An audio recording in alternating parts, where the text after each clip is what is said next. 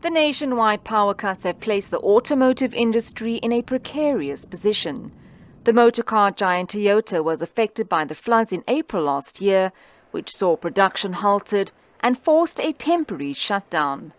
Government says although the automotive sector is exempted from power outages, suppliers to the sector are still affected. So we're working with the provincial government, the eThekwini municipality, to see how best we can provide alternative energy solutions to make sure that we ameliorate the industry from load shedding, because it undermines, if you like, the viability of these plants, potential for investments to be redirected to other parts of the world. So it's important that we are able to work with the industry to ensure that there's some degree of relief, to ensure that they've got alternative energy supply, uninterrupted quality energy, and in that way we are able to relieve the grid and we are able to bring down the stages of load shedding. Toyota says it has had to scrap a number of units in the last 3 months due to power outages and dips in the power supply.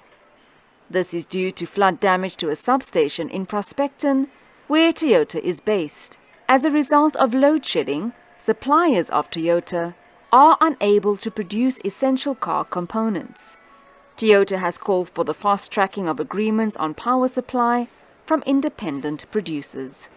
The issue is that our suppliers are already struggling as well. So if a supplier can't supply, we go down. So we've lost 3,500 vehicles since January this year.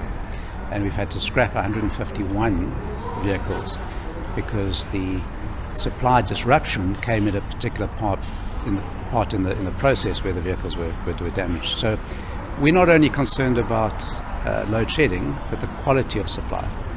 So we also have some challenges in this region with the distribution network and the infrastructure. The provincial government says it's prioritizing the repair of critical infrastructure to allow businesses to continue with operations.